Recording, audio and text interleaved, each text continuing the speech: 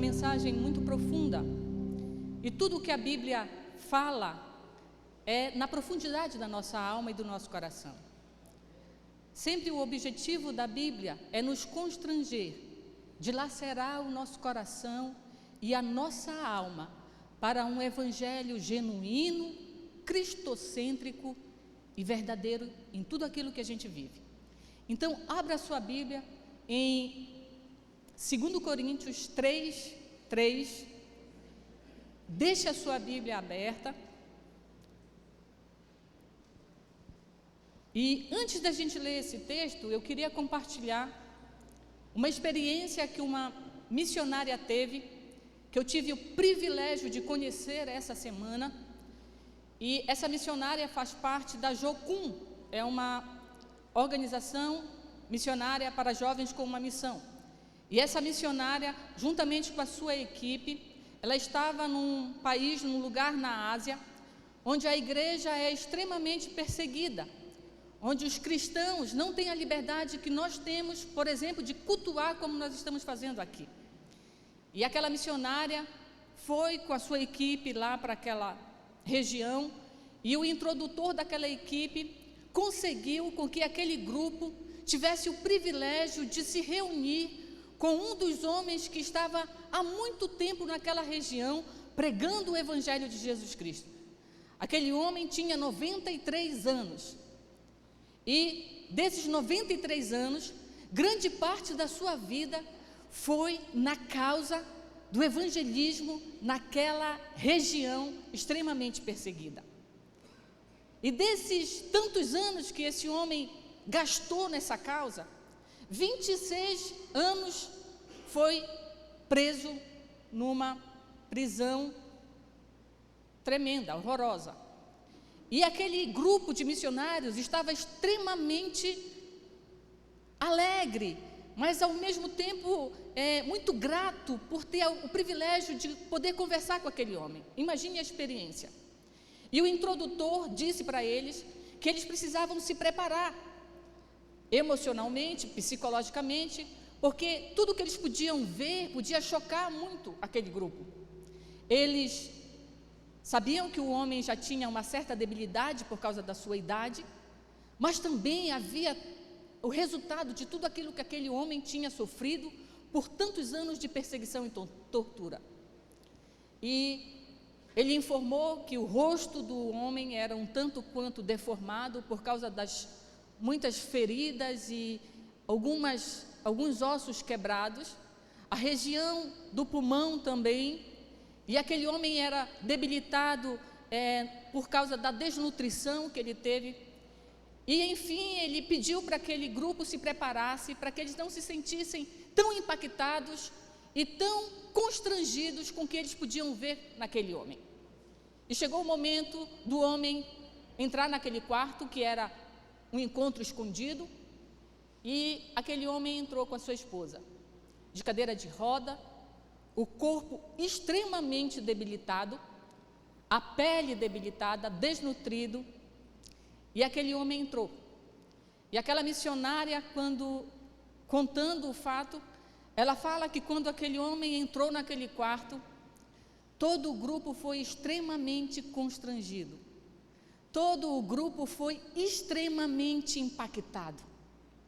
Mas ela fala que o que impactou aquele grupo não era o rosto que estava desfigurado daquele homem, não era a desnutrição que era tão acentuada, não era o fato das suas pernas estarem já atrofiadas e ele ter que andar numa cadeira de roda.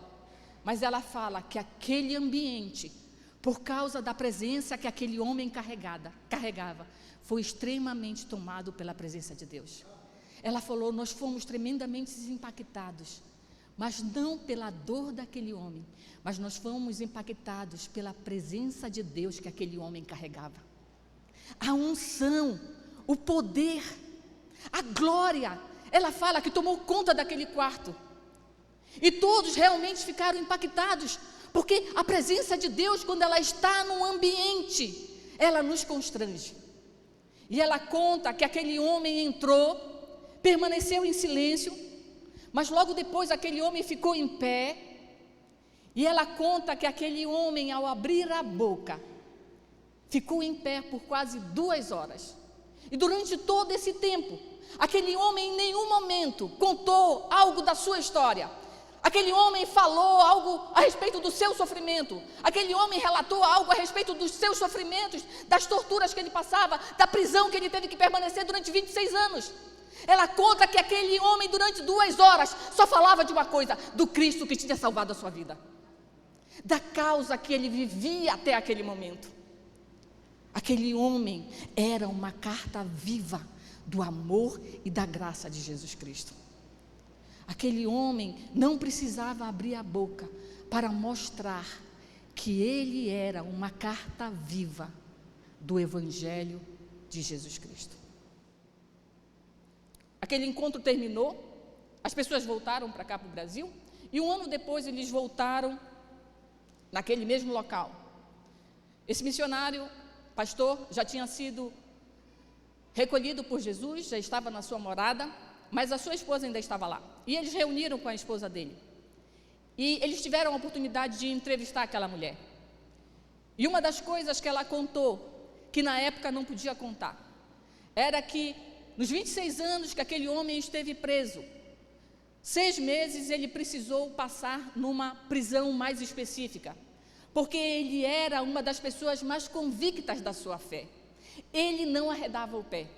Então o governo resolveu colocá-lo num buraco, numa prisão como se fosse subterrânea, um buraco de 1 metro por 1 metro. E aquele homem passou 6 meses nessa prisão.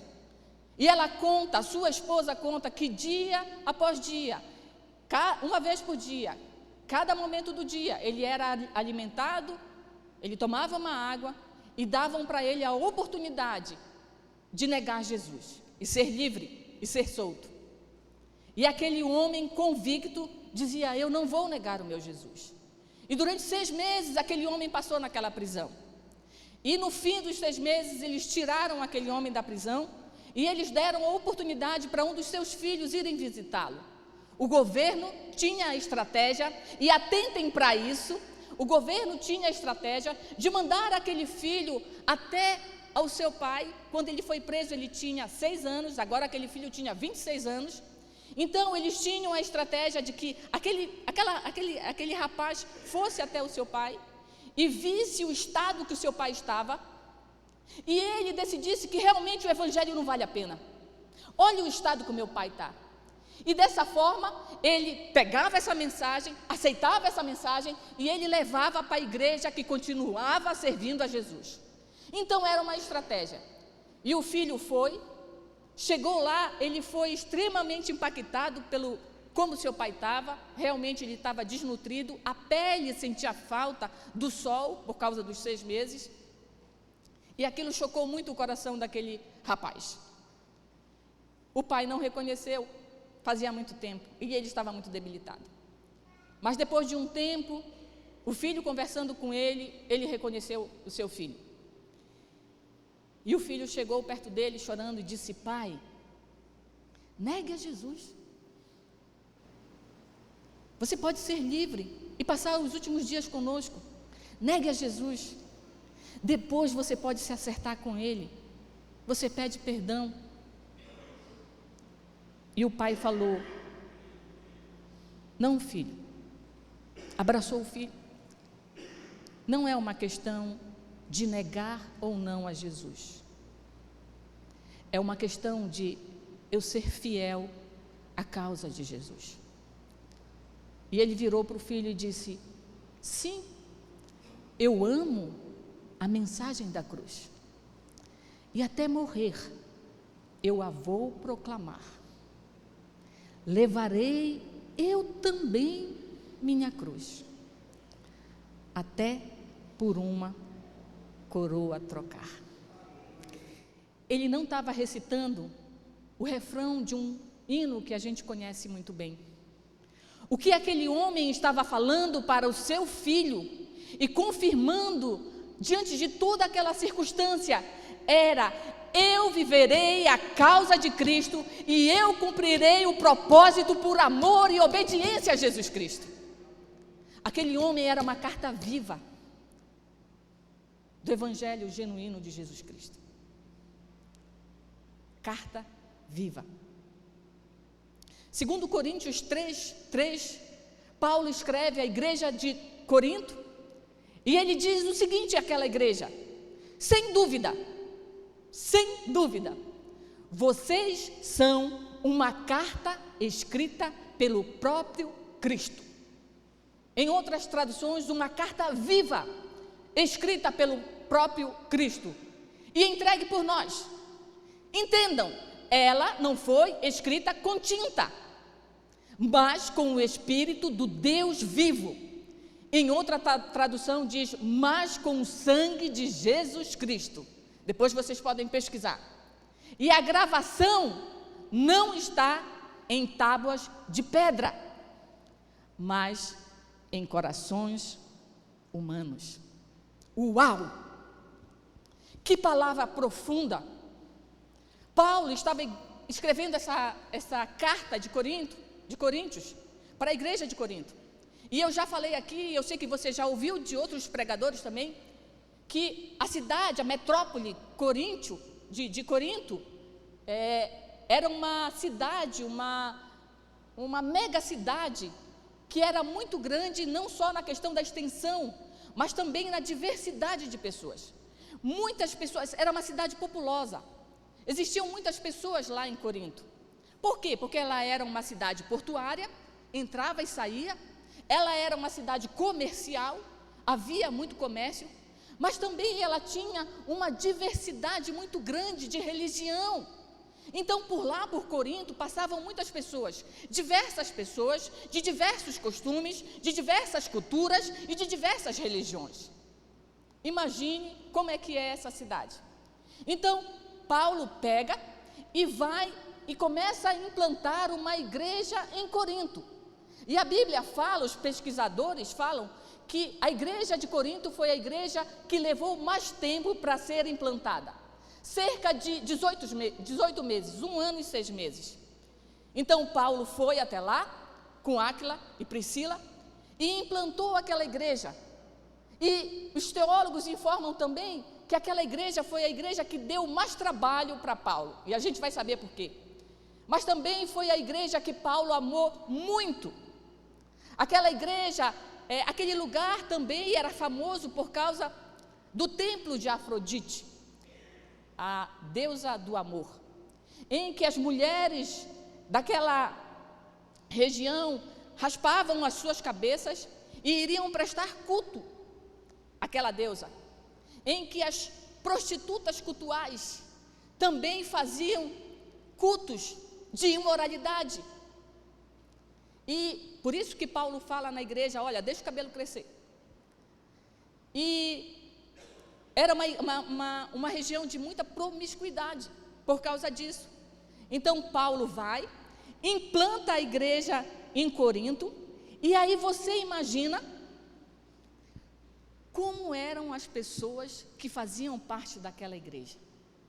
Tira pela população que existia em Corinto. Eram pessoas de diversas religiões, de diversos costumes, de diversas culturas, mas eram pessoas encharcadas pela imoralidade, pela promiscuidade, pela corrupção no comércio, dados a um comportamento, um costume muito baixo. E aquelas pessoas começaram a se converter e começaram a fazer parte da igreja batista em Corinto. E eram pessoas que vinham com seus costumes, eram pessoas que vinham com as suas culturas, eram pessoas que vinham das religiões que elas praticavam antes. E é exatamente esse contexto em que Paulo escreve essa carta. E se você lê as cartas de Paulo a essa igreja, você vai ver que é totalmente diferente das outras cartas, para as outras igrejas ou para as outras regiões. Paulo é extremamente pontual. Paulo é extremamente objetivo naquilo que ele estava falando, como essa carta aí. Paulo dizia e tratava a respeito de costumes, a respeito de santidade, a respeito de pureza, a respeito de uma transformação, de uma conversão realmente genuína, a respeito de costumes, a respeito de atitudes do dia a dia. É por isso que Paulo fala nas cartas de Coríntios: isso não pode.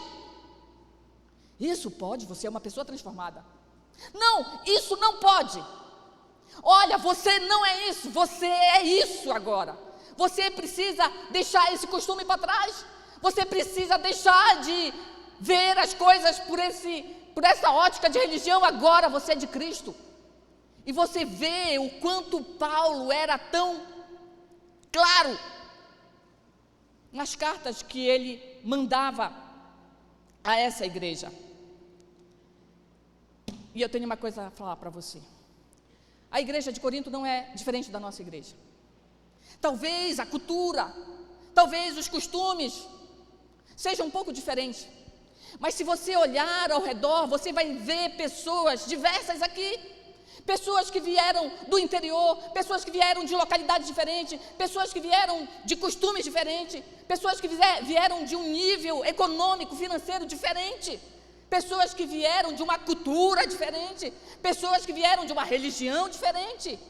Mas nós estamos aqui salvos por Jesus Cristo.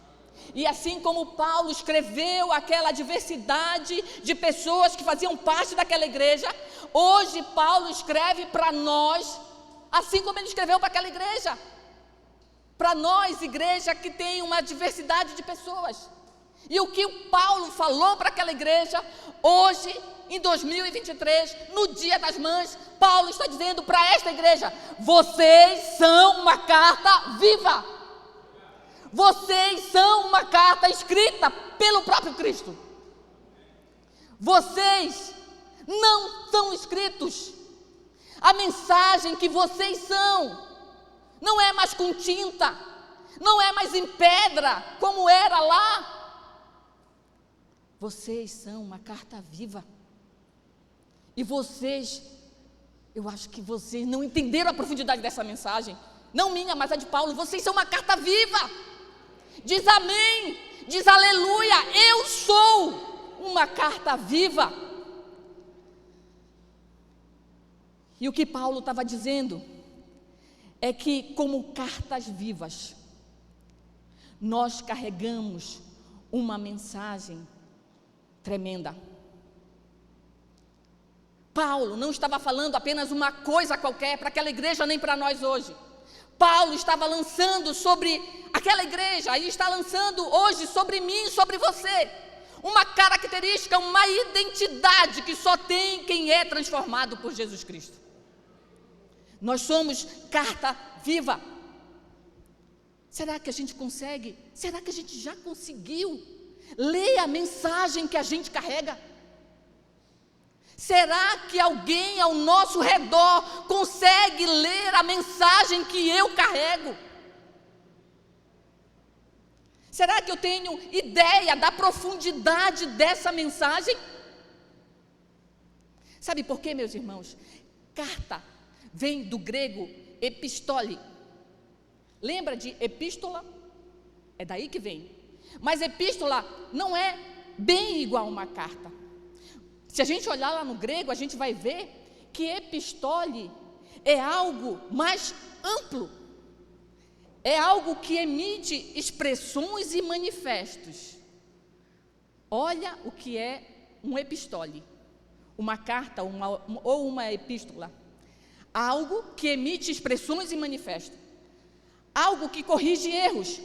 Algo que elucida, encoraja, emite questões e interesse.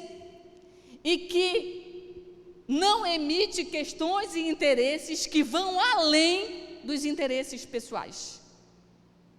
Sabe o que Paulo está dizendo? Que nós somos tudo isso.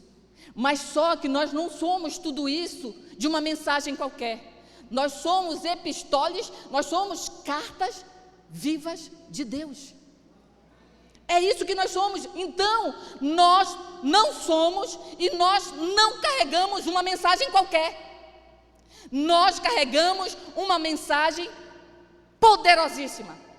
E a gente precisa entender que não é uma mensagem que representa a minha denominação, não é uma mensagem que representa a minha igreja, não é uma mensagem que representa o meu nome, não é uma mensagem que representa a minha história, não é uma mensagem que representa os meus achismos da Bíblia, não é uma mensagem que representa os meus pensamentos, não é uma mensagem que representa os meus dogmas, não é uma mensagem que representa as minhas doutrinas e nem as minhas ideologias. É uma mensagem do Evangelho de Cristo. O original do que Paulo está falando, se você for ler, é porque eles estavam exigindo uma carta de Paulo. Lá era um costume dar uma carta de indicação, uma carta de, tipo, dando um abono. E o que Paulo estava dizendo, ele dizia, no outro versículo, ele diz assim: olha, essa mensagem é muito maior. A mensagem que vocês carregam é muito maior. O original mostra que essa mensagem que nós carregamos, que essa mensagem que somos eu e você, Paulo está dizendo que ela será erguida.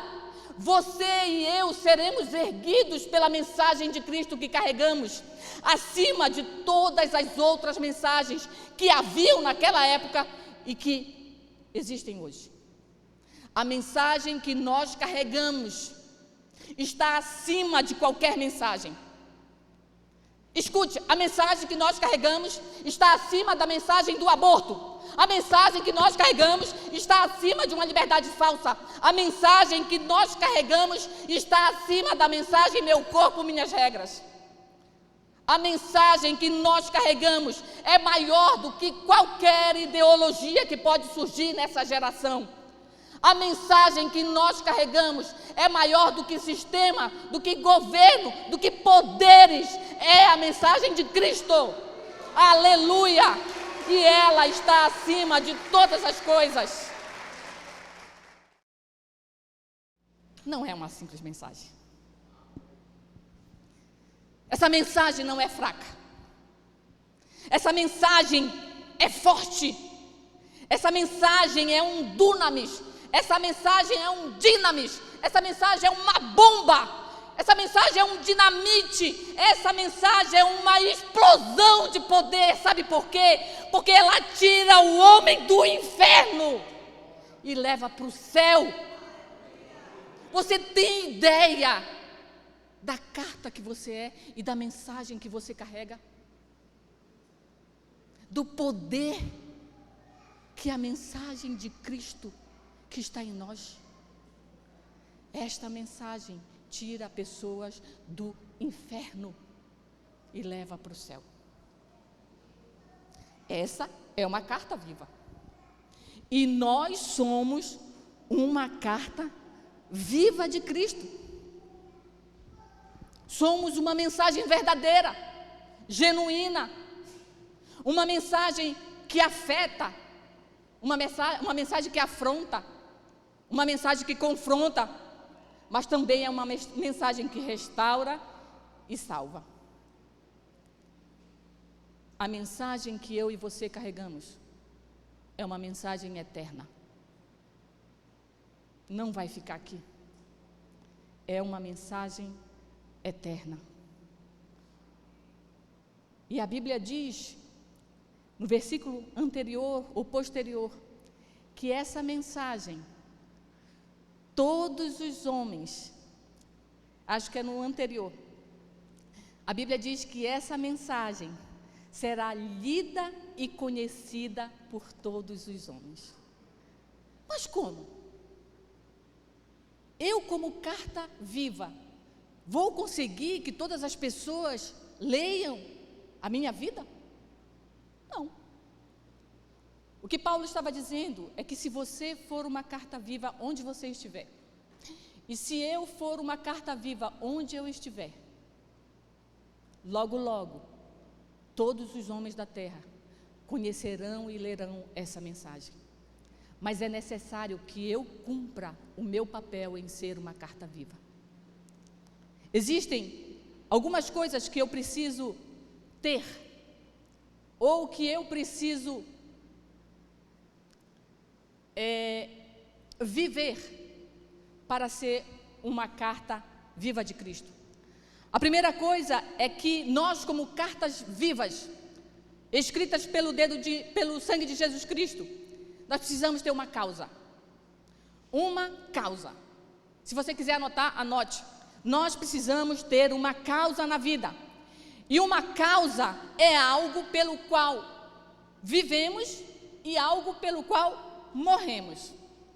Todos nós precisamos ter uma causa na vida. Sabe por quê? Porque nós somos cartas vivas escritas pelo sangue de Jesus. Nós temos a mesma mensagem, mas de uma forma diferente. Por isso, eu e você vamos carregar a mesma mensagem, mas com uma causa diferente. Por isso, você precisa saber qual é a causa que você carrega, para poder ser uma carta viva. Causa vem do grego, ergon, e significa aquilo ao qual nós estamos comprometidos, aquilo que nós estamos envolvidos, aquilo que nós estamos ocupados, aquilo pelo qual nós empenhamos o nosso tempo, as nossas forças, os nossos dons, os nossos recursos e a nossa vida.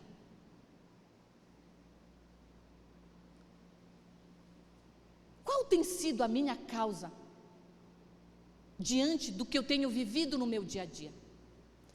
Pelo que eu tenho gasto o meu tempo, os meus recursos, a minha sabedoria, os meus dons? Em que eu invisto as minhas forças? Sabe, o que a Bíblia está falando é que nós precisamos ser consumidos por algo, que é a causa. Mas que essa causa precisa estar relacionada ao Evangelho de Jesus Cristo. Não viva com uma causa qualquer. Viva pela causa que Deus te dá, para que você seja uma carta aberta do Evangelho de Jesus Cristo. Todas as pessoas que foram levantadas na Bíblia, todas, elas tinham uma causa, um propósito e um destino. Não só as pessoas que estavam na Bíblia. Se você olhar a história da igreja, a história dos cristãos, você vai ver que todas as pessoas levantadas, quer sejam pastores, avivalistas, missionários, reformadores, eles tinham uma causa, um propósito e um destino. Todos foram. Abraão, Moisés, José, Pedro, João Batista, Paulo. Paulo foi levantado com uma causa: pregar o Evangelho aos gentios. Lá em Atos 9:15, se eu não me engano. E Paulo morreu e viveu por essa causa. Não era só essa, mas era a principal causa. Ele tinha a causa de pregar o Evangelho e implantar igrejas. Muitos outros tiveram as suas causas: Martinho Lutero, Jonathan Edwards, Billy Graham. Eu e você temos uma causa. E talvez você diga assim: não, Leila, mas o que eu vejo é que apenas esses grandes personagens é que têm uma grande causa, porque eles alcançam grandes pessoas, cidades, igrejas grandes. Não pense que a sua causa tem que alcançar grandes multidões. Simplesmente viva a causa que Deus está te dando. A Bíblia conta a história de Dorcas. São poucos versículos, pouquíssimos. Mas a Bíblia fala que aquela mulher, ela viveu a sua causa, ela cumpriu o seu propósito e ela encaminhou todas aquelas pessoas para um destino. Dorcas tinha morrido, mandaram chamar Pedro, lá na cidade de Jope, se eu não me engano. E quando ele chegou lá, sabe o que as pessoas mais lamentavam pela morte de Dorcas? Pela causa que ela tinha deixado de fazer. A Bíblia fala que Dorcas cuidava dos carentes. A Bíblia fala que Dorcas tinha uma bondade e uma compaixão tremenda. Essa era a causa de Dorcas. E a Bíblia fala que no caixão, Dorcas foi reconhecida pela causa que ela vivia. Sabe por quê? Porque ela cumpriu o propósito. Depois foi ressuscitada, mas ela cumpriu o propósito. E Dorcas não alcançou grandes pessoas. Dorcas alcançava o seu redor, as pessoas da sua comunidade. Talvez a gente pense que não seja muito diante de grandes coisas que grandes pessoas fizeram. Lembre, como carta viva, cada um tem a sua causa para viver. E Deus vai falar para você qual é a sua causa. Nós temos que entender qual é essa causa. Nós temos que ouvir de Deus qual era essa causa. Porque é a partir daí que nós vamos começar a viver por causa dessa causa. E sabe, existe a história do pastor Josué Joseph, que ele era um missionário lá na Ásia, no Haiti. E também ele vivia num lugar onde a igreja era perseguida. Mas ele conta que ele sofreu uma revelação, que ele viveu uma revelação em sonhos, e a gente não vai entrar nesse aspecto, em que Deus falava para ele que ele precisava sair daquele local, em que ele já vivia em uma certa dificuldade financeira, porque o país era muito pobre, e Deus fala que ele precisava subir uma montanha para cuidar das pessoas que um dia iriam se converter e fazer parte da igreja dele. E aquele homem pegou os seus 6 filhos, subiu aquela montanha e começou a cuidar daquelas pessoas. Só que aquela região era muito pior do que a região que ele vivia. A crise financeira, a dificuldade, a necessidade era muito pior. E ele levou os seus 6 filhos e a esposa e começou a viver lá. E uma outra equipe foi visitar esse pastor. E elas não conseguiam entender como é que aquele pastor saiu de uma região um tanto quanto melhor e foi para lá. E num dia que serviram uma comida, e aquele homem disse: eu vou comer depois que todo mundo comer. Se fosse eu ia ser a primeira, eu acho. Fortaleza que eu tenho que vencer ainda, né? E aquele homem disse: depois de todo mundo comer, eu vou comer. E aqueles missionários perguntaram para ele: pastor, por que você ainda continua aqui? E aquele pastor disse: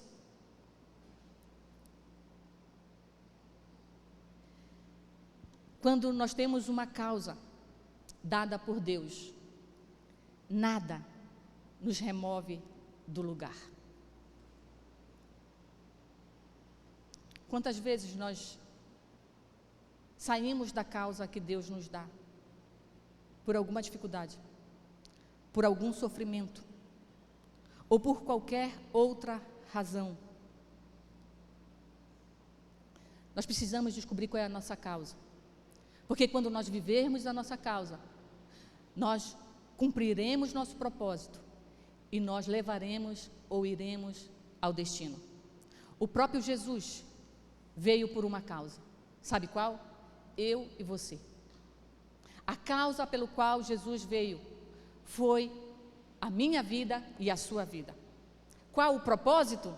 A salvação, para nos levar a um destino, o céu.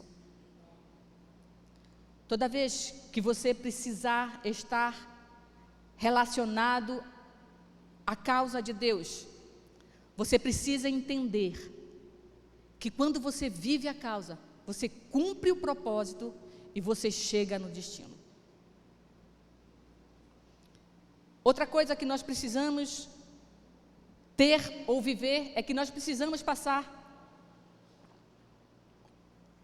pelo sacrifício de Jesus na cruz. Precisamos passar pelo sacrifício de Jesus na cruz. Pode colocar aquele versículo. Êxodo 33, 21, 22. Quando Paulo fala aquele versículo inicial, e ele relaciona, dizendo: olha, agora vocês não são mais uma carta escrita em pedras. O que Paulo estava falando era relacionando esse texto a algo que aconteceu lá no Antigo Testamento, que com certeza todos vocês sabem. O que é? Os 10 mandamentos. A pedra escrita pelo próprio dedo de Deus. E quando a gente volta lá para o contexto de quando Jesus escreveu aquelas pedras, e ele mesmo escreveu as primeiras pedras com seus próprios dedos, aquelas pedras continham todos os princípios, todos os mandamentos, era como se fosse o caldo, o sumo do que Deus queria e da forma que Deus queria que nós vivêssemos. Esse era o contexto. Mas aconteceu que quando Moisés subiu, você sabe disso, e demorou muito, o povo ficou impaciente e construiu um bezerro e foi desobediente a Deus. E quando Moisés voltou, ficou chateado, e o que é que ele fez? Ele quebrou as pedras, as primeiras pedras. E aí, quando acontece isso, Deus fala para o povo: eu não vou mais com vocês. Vocês são teimosos, vocês são horríveis. A minha presença vocês não vão mais ter. E Moisés começa a interceder: não, Senhor, por favor, sem tu eu não vou. E Deus diz: eu não vou. Eu posso mandar um anjo representando a minha presença, mas eu não vou. E aí, se você ler o texto depois, você vai ver que Moisés começa a interceder, e ele entra na tenda, e Moisés pede. E há um momento em que Moisés diz: Senhor, tu falaste que tu me conhecia, que tu sabias quem eu era, que eu era uma pessoa justa, boa. Então, Senhor, por favor, me deixa ver a tua glória. Me deixa ver a tua glória. E aí Deus olha para Moisés e diz: Moisés, ninguém vê a minha glória e continua vivo. Lembra, nós estamos no Antigo Testamento. Mas Deus diz para Moisés: você quer ver a minha glória? Tem uma forma de ver, Moisés. Você vai se posicionar em cima de uma rocha. Você quer ver a minha glória? Você se posiciona lá em cima de uma rocha, e depois a minha glória vai passar, e eu te pegarei, Moisés, de cima da rocha, e eu te colocarei, preste bem atenção, e eu te colocarei na fenda da rocha. Deus está dizendo para Moisés: obedeça o que eu estou falando, permaneça na rocha, e eu te pegarei, te colocarei na fenda da rocha, e você verá a minha glória passar. No versículo seguinte diz: e a minha bondade e a minha misericórdia te acompanharão, Moisés. Mas o que quer dizer isso? O que Deus estava querendo dizer para Moisés naquele momento e para nós hoje? Sabe o que é? Você conhece a história dos 10 mandamentos e sabe que depois daquela pedra quebrada, teve uma segunda pedra.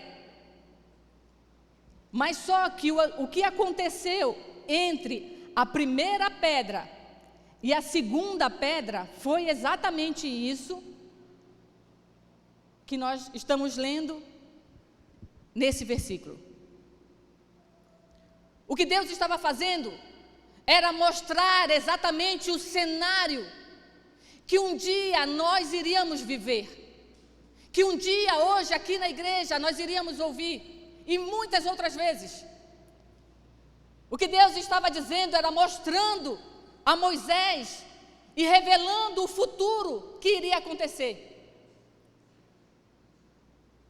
A rocha é Cristo. E o que Deus estava dizendo? Moisés, para ver a minha glória, é necessário você estar na fenda da rocha. Para vermos a glória de Deus, é necessário nós estarmos na fenda da rocha. A rocha é Cristo e a fenda é o seu sacrifício. Não há como ver a glória de Deus sem estarmos, sem passarmos, sem sermos inseridos pelo próprio Deus no sacrifício de Cristo. Existe um versículo na Bíblia que fala que o soldado feriu a Jesus Cristo. E uma fenda na rocha é exatamente uma ferida. O que Deus estava dizendo é que não há como, Moisés, nem aqui nem futuramente. Agora é uma rocha de pedra, mas futuramente você só verá a Deus, a glória de Deus, se você passar pelo sacrifício, pela ferida da rocha de Jesus Cristo, que o próprio Deus colocou. Mas também o que Deus estava falando para Moisés era o seguinte: tinha a primeira pedra? Tinha, mas agora ela estava quebrada. E a Bíblia diz que essa primeira pedra, ela foi escrita pelo próprio dedo de Deus. Está quebrada agora lá. O que Deus estava dizendo para Moisés, quando ele pega Moisés e coloca na fenda da pedra: hoje, Moisés, aqui há uma pedra que consta toda a minha vontade, todos os meus mandamentos, todos os princípios que eu quero para vocês. Mas haverá o dia em que não será mais uma pedra, em que eu não escreverei mais na pedra, mas que você será a carta viva.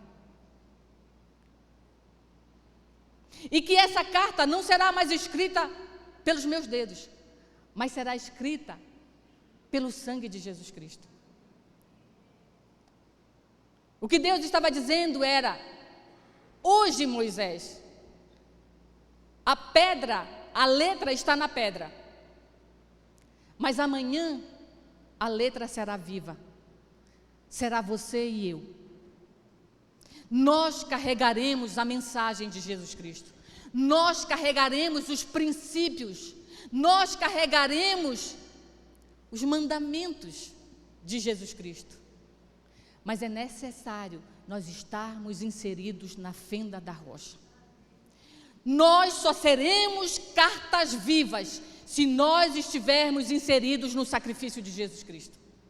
Não existe outra forma de você viver, de você ser uma carta viva. É só quando você conhece o sacrifício de Jesus Cristo, a rocha. E quando nós vivemos uma causa, conseguimos viver uma causa, quando nós conseguimos passar pelo sacrifício e estarmos inseridos na fenda da rocha, o sacrifício de Jesus Cristo, aí vem o último ponto, o que fala em Atos 1:8. Jesus diz: chamou seus discípulos para si, preparou e depois ele enviou.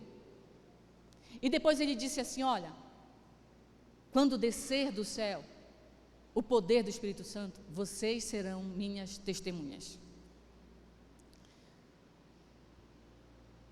Nós só seremos carta vivas, escritas pelo dedo de Deus, escrito pelo sangue de Jesus Cristo, quando nós tivermos uma causa verdadeira do Evangelho de Cristo para viver. Quando nós passarmos pela fenda da rocha, que é o sacrifício de Jesus Cristo.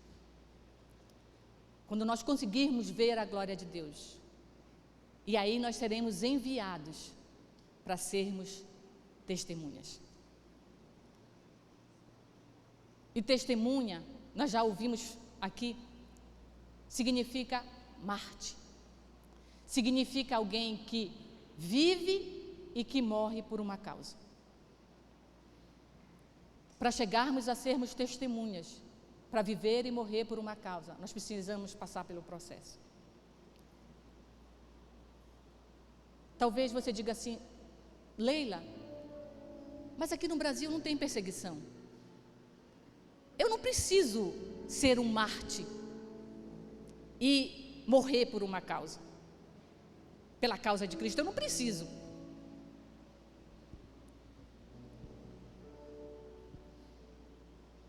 Sabe, o que Deus está falando para nós é que nem sempre eu vou martirizar a minha vida física, natural. Mas que há coisas na minha vida que eu preciso martirizar. Porque elas estão borrando a carta. Estão sujando a carta. E Ele está dizendo, você quer ser uma carta viva? Por onde você passar, você quer levar o Evangelho, mas a tua carta está suja. Para você ser testemunha e ser uma carta, é preciso martirizar algumas coisas. Talvez você tenha vivido um evangelho sem causa, e não existe evangelho sem causa. É necessário nós sabermos pelo que Deus tem nos levantado. Talvez você esteja vivendo um evangelho sem nunca ter passado pela fenda, sem nunca ter sido inserido no sacrifício de Jesus Cristo. E talvez você não tenha disposição em martirizar muita coisa na sua vida. Mas Deus está nos chamando hoje para sermos cartas vivas. Fique em pé, por favor. E hoje é o tempo de nós, como uma carta aberta, você vai abrir a sua vida. E talvez colocar diante dele tudo aquilo que você precisa martirizar. Talvez seja um costume trazido, talvez seja uma cultura que eu vivi há tanto tempo na minha casa, talvez seja um relacionamento que eu preciso martirizar, mágoas, pecados, tantas coisas podem estar borrando a carta. Mas hoje é o dia de nós tomarmos uma decisão, de nós ouvirmos do Espírito Santo qual é a causa, Senhor. Não pense que você está na sua casa sem ter uma causa, que você está no seu trabalho sem ter uma causa, que você está na sua rua sem ter uma causa. Tinha a história de uma designer, que ela foi chamada para ser uma das maiores designers do Brasil. E ela ouviu de Deus que aquela era a sua causa. Mas como ela podia viver uma causa sendo designer de moda, num ambiente tão profano, tão sem valor? E o Espírito Santo falou para ela: eu vou te dar uma estratégia. E aquela mulher, ela começou a fazer grandes desfiles. E a partir do momento que ela ouviu a estratégia do Espírito Santo, sabe o que ela fez? Antes do desfile, ela pegava o microfone e ela dizia assim: olha, gente, muita gente famosa. Olha, gente, eu tenho um sócio. E tudo isso que você está vendo aqui, toda essa organização, toda essa beleza, toda essa riqueza, é por causa do meu sócio. Tudo que existe aqui é por causa do meu sócio. E durante todo o desfile, essa mulher fazia inserções, sempre falando do seu sócio. Aquela era a sua causa. No final do desfile, ela dizia: eu quero falar para vocês quem é o meu sócio. O meu sócio é Jesus Cristo. E ela conta que muitas pessoas se convertiam naquele desfile. Ela estava vivendo a causa, cumprindo o propósito e levando pessoas ao destino.